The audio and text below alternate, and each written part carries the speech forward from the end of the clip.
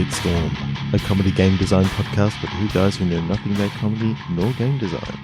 I'm Trevor Scott, and in this intro there is no Ben Slinger, as he's still off gallivanting in Canada. However, he can be heard in these click pictures we prepared earlier. Please enjoy. 3 to 1 click. Twin. Redress. Twin redress. So it's a game. Yeah, I hope so. Yeah. Sorry, I do that a lot. Where you... Sorry. Fuck. Go on.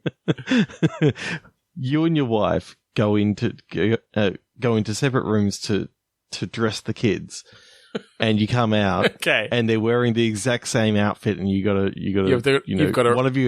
one of you has to go in a redress. It's a mobile game. All right. Yeah. So it's just it's a quick sort of thing where you're going up against someone else. One of you plays the dad, one of you plays the mum, and you've got to try and, out of the multiple articles of clothing, you've got to try and, win the twin dress up. How do you win? At the end of each of your rounds, mm-hmm.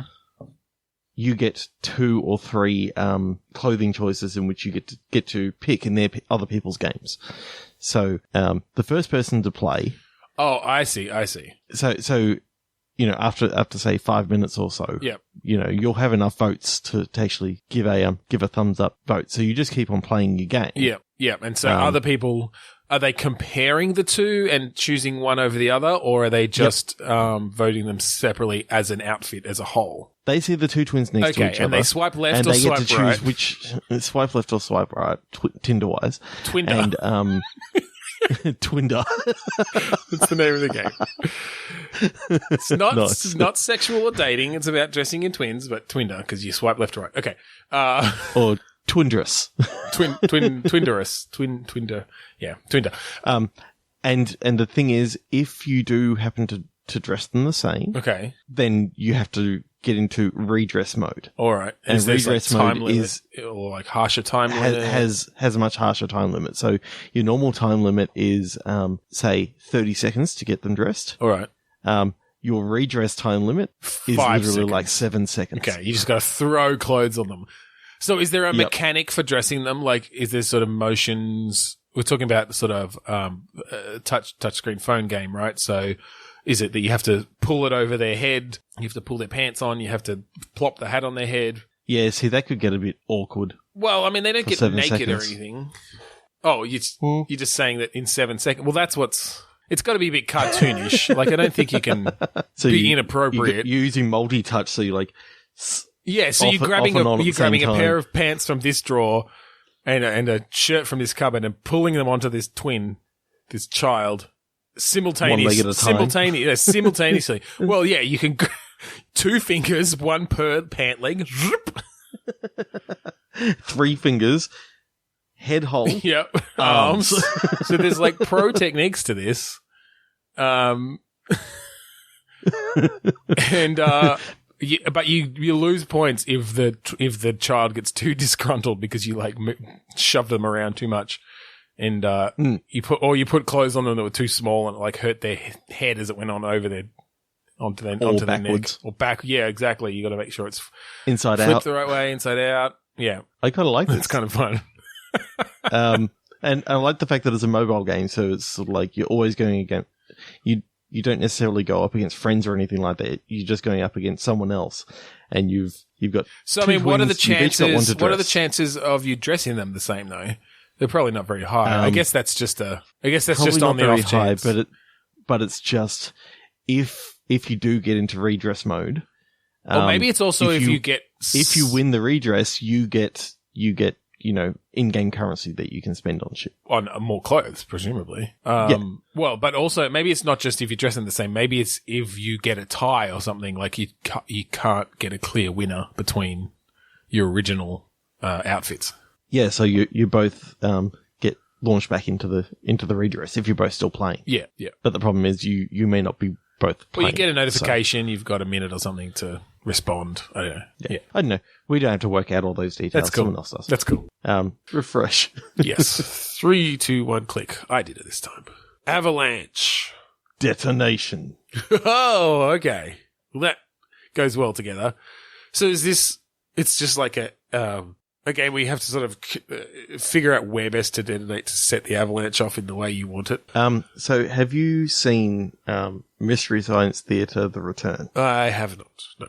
Okay, so one of the episodes of that, they looked at the old film Avalanche. Okay. Which had Mia Farrow and I can't remember what the dude's name was, but in it was one of those sort of disaster films where an avalanche occurs in like this ski resort, and there's someone out there who's trying to set off a particular type of detonation to basically stop the avalanche from occurring, but he doesn't get there in time to actually stop the avalanche from occurring. Spoilers. So maybe it's one of these things that he's got to you got to analyze the ice shelf up on the mountain and determine where to set off the detonation. If you set it off in the wrong place, you see like the ski resort get washed away in the avalanche and that sort of stuff. All right. So is it like procedurally generated mountain? Yep. With different sort of weaknesses and I don't know, like what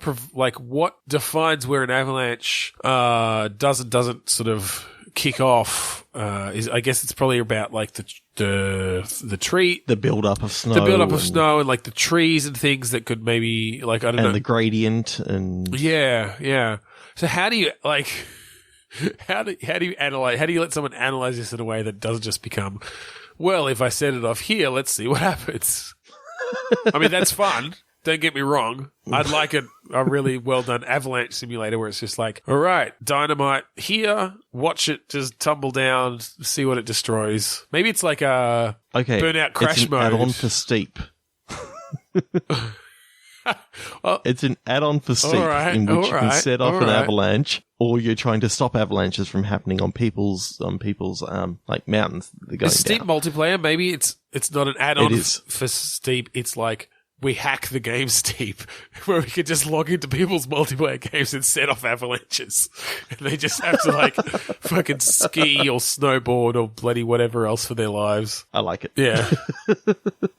Well, I was going to say that, like, you remember Burnout Crash Mode, where it was just like you had the one chance, you drive your car into an intersection, and you had a little bit of aftertouch and stuff, but basically it was pretty much on how that initial timing and direction and speed went. I'm thinking it's kind of like that, but it's like how much damage you can do with an avalanche with a single detonation to set it off. So yeah, you've got this procedurally generated mountain. At the bottom of it is a fucking town, or like spotted around, or like ski lodges and stuff. And you get points for how much shit you damage and destroy. That'd be fun. 3, 2, 1, click. Figment. Candy. Okay, so it's a game where you play an author. Okay. And your muse is a figment of your imagination that is actually just a sentient piece of candy. All right. So you're trying to write. You're an author. You're trying to write a book, but you can't help putting smarties maybe you play into the piece of candy. Every story. Maybe you play the candy. Yes. So you have to pick the strategic points to say, like, look, I really think if you put some whiz fizz into the story right here, it would just really increase the dramatic tension of this scene. Because he wasn't sharing the whiz fizz. You say whiz fizz, and he starts putting in things about cocaine and stuff like that into. Okay, so there's sort of an interpretation going on. You're not a very loud muse. You're sort of just whispering. Yeah, and you're kind of like. Oh, I can't do callbacks. Damn it. What were you going to say? I was going to say kind of like the finger bun game. Right. I mean, you can't get caught by him. Either way, this is going to come later, so you could technically call it back. It's just to a previous episode then. Yeah. So I'm thinking you're a sentient piece of candy who can't be caught by the author. Okay. So you're candy sized, and I was kind of thinking anthropomorphic human sized candy, but you're thinking whatever the size of that candy is. I'm just now imagining like this massive Mars bar walking with like legs and arms and a face. It's basically like what a guy in a giant Mars bar suit would look like, with like the face hole of just a human face, arms sticking out the sides. You find out at the end it's just his next door neighbour. Just likes to dress Just up likes as to fuck Fendi. with him. No, I was thinking like a tiny piece of candy. Yeah, okay. Almost like a hard boiled lolly sort of thing. Yeah. But your whole thing is that, you know, if he's looking around and that sort of stuff, So it's a stealth and game. he sees you. It's a stealth game where you have to whisper your candy-related ideas as his muse into his ear, but without being seen. So how do you... Without being seen. Yep. Do you have to get close enough to him then? Like, do you have to get onto his shoulder to get into, like, whisper into his ear? Or do you have to, like... How do you get the ideas into him? Well, sometimes you can, you know, maybe have the TV turn on at the opportune moment, or the sound turn on the TV at the opportune moment to like, you know, give him an idea. So you don't necessarily have to say the idea. It's just like there's all these different ideas, you know, around the room. Right. Are they all candy related? They don't have to be. Okay, but you do veer towards that being a polywaffle. So, I'm just imagining now that, like, you see on the TV every 15 seconds or so there looks to be an ad for Mars. Yeah. And he's looking for... We have to license all the different brands for this game. It's going to be expensive, but I think it'll be worth it. Yeah. We can't have knockoffs. So I'm seeing him going, I need a planet that this group can colonize. Right. And it's like, you quickly, you know, if you jump on the remote. If you hit, you know, the mute button at the wrong time, you know, it has like some other... There's porn and he puts in Uranus. It just doesn't work narratively. No, there's no ancient civilization I can think of there. I need another planet. You just get to try again. I kind of, Or it takes it in a really bad place. So it's actually just all these really specifically set up events where you have to use some sort of candy related term. It's kind of like a Mad Libs. Yeah. So he's just writing the story. You know, oh my God, Jennifer, you're such a... And you like jump on a box of Smarties. Oh, Smartie pants. That's what I was trying to say. But if you knock over Smarties, but if you put Skittles there, it's like, you're such a Skittles. What? That doesn't make sense. But if you're trying to think of like what little kids game should we play this of like Skittles makes sense in that point. At that point.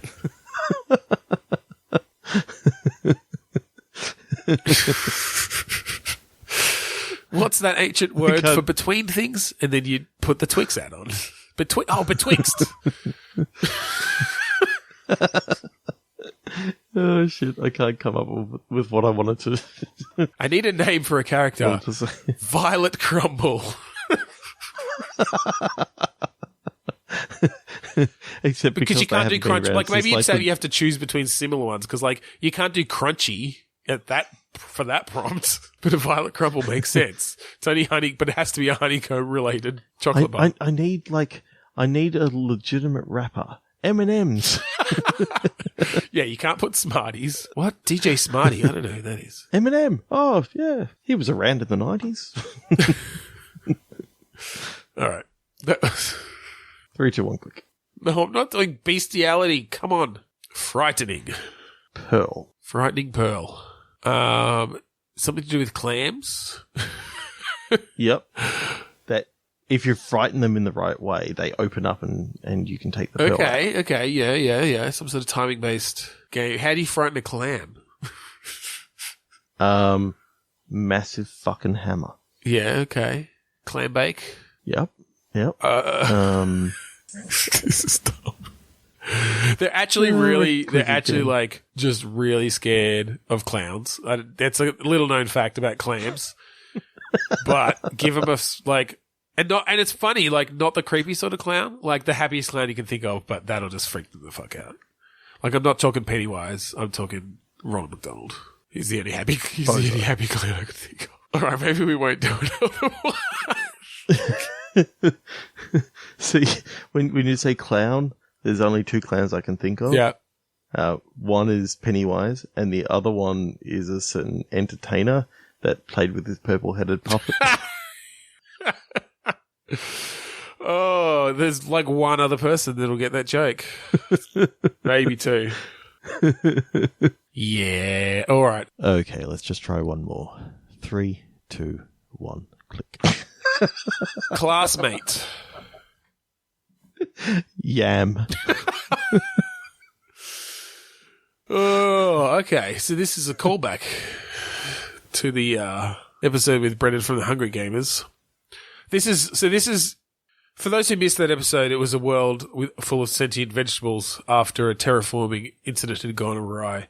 This is set hundreds of years later, when society where they're learning about. Well, no. I think society has settled down a little bit, and these vegetables have like made a peaceful world for themselves. Yeah, and they're in a classroom learning about it. I and see. Then it's all about the yam and his classmate. Right. Yes. Okay.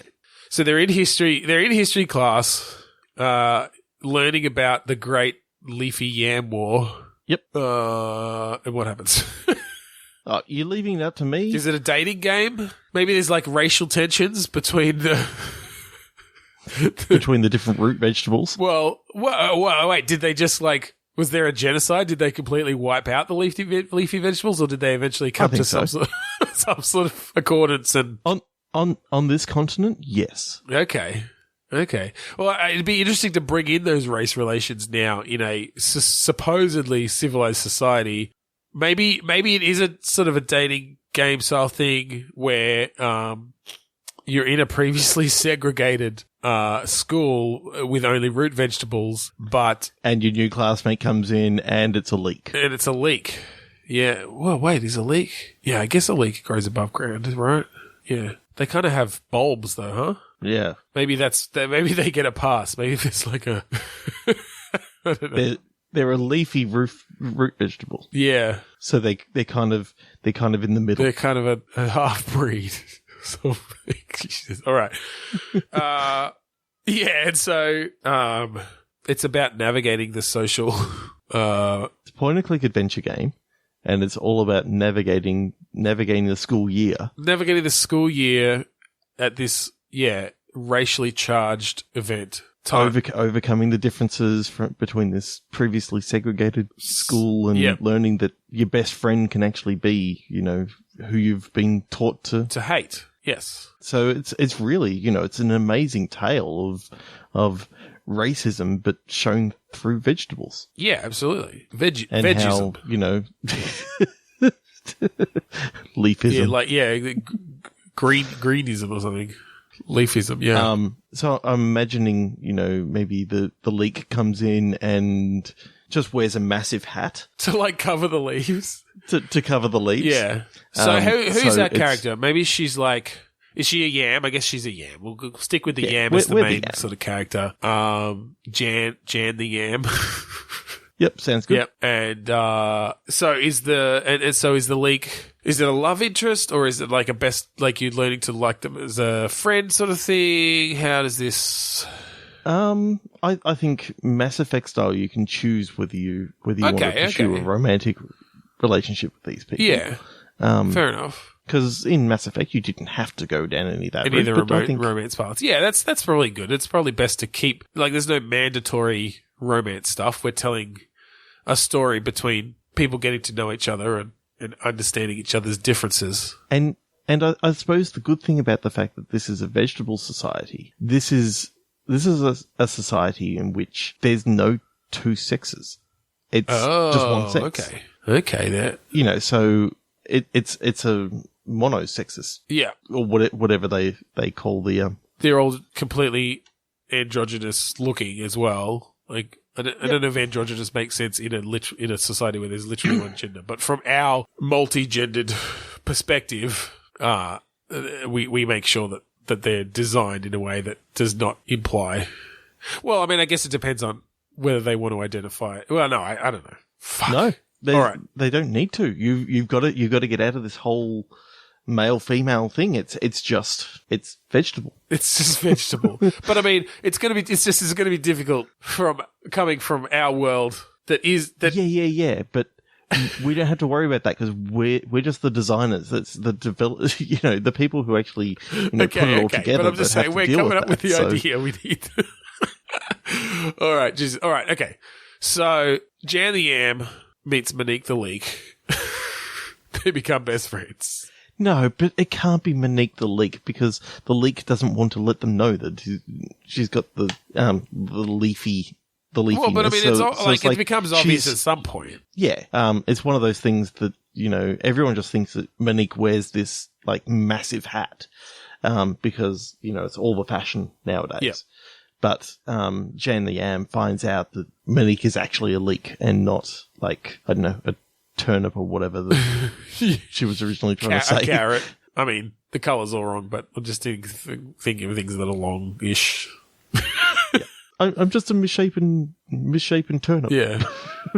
So I don't know. I think this could be quite an interesting look at race relations and sexuality in this unusual world. Yeah. No. I think it could have some real interesting things to say. I think you can have like maybe some later things where other people find out that Monique is actually a leek and like try to get a lynch mob ready to go and all this sort of stuff. All right, and it's where cut off her leaves. Exactly. Eat her. Oh God. Do vegetables eat other vegetables in this world? Yeah, they're I don't know what's the vegetable version of carnivore or cannibal. They're all just vegetarians.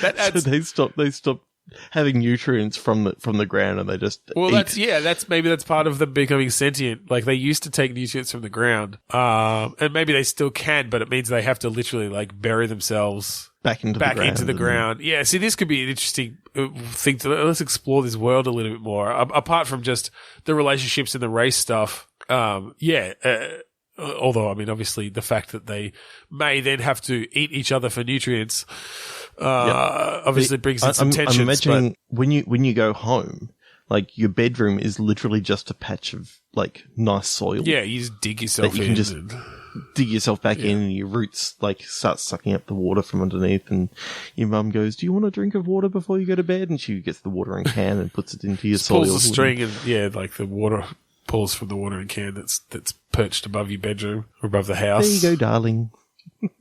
Just wallow in the mud. And so, I mean, this is interesting because, root vegetables probably do have to go underground to get those nutrients, but leafy vegetables just have to, like, stick their toes in.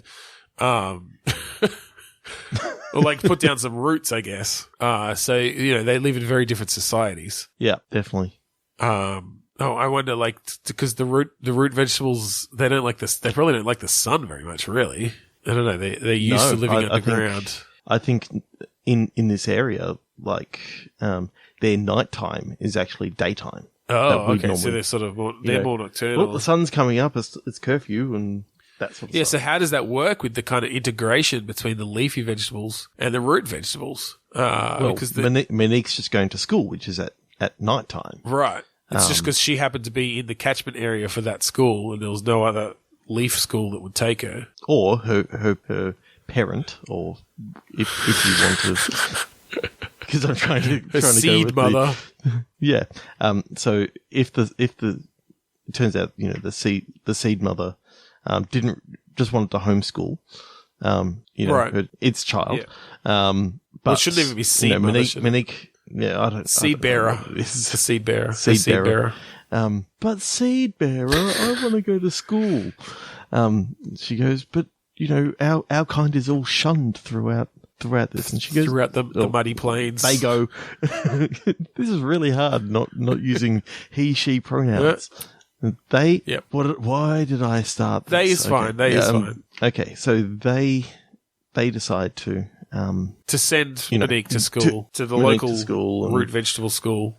And, it turns out that this whole time they've had, a leafy intruder in their midst. And it's just... Right, so Monique literally goes in as disguised as a root vegetable. Yeah, because leaf vegetables are still hated throughout town. And there's all propaganda being taught in schools, and maybe the whole object of the game is to try and fix this small End town racism. into accepting and ending racism. Well, no, the love of another child. Well, I think if we're doing this as kind of a nice educational thing on racism in the real world, the end result needs to be that like racism isn't just going to end, and it's all about seeing people, or in this case, vegetables as vegetables, and doing your best and teaching the next generation and like fighting against racism and systematic racism, but that there's no one cure all. Yep. This is part one of like it's set over generations. One of the many stories. Set over generations. Just one of the many stories, and it's like maybe it's Telltale like in that Monique will remember that. yeah. Different endings and stuff. Yeah, I like that. Cool.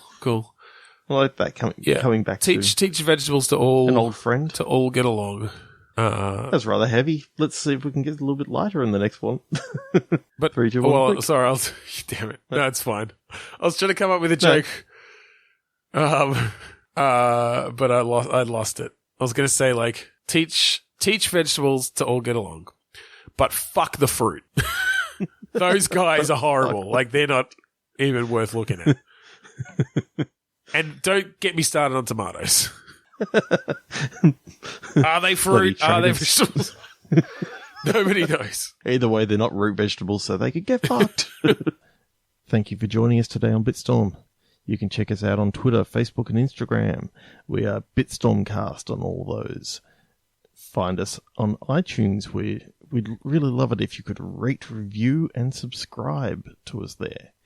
We've also got a website, bitstormcast.com. We'd like to thank Kuradust for our theme song, Mount Defiance, off of the album Containment Failure. Ben's been working on a website, Podchaser, so feel free to check that out using the beta key Bitstorm, and give this episode and all our other episodes and podcasts a bit of a rating on there as well. We'd also like to say hello to all our fellow AGPN podcasts out there. Check them out on Twitter by following the hashtag AGPN, or on Facebook, the Australasian Gaming Podcast Network. And I've been Trevor Scott, and Ben has been Ben Slinger, and thank you for joining us on this episode of Bitstorm.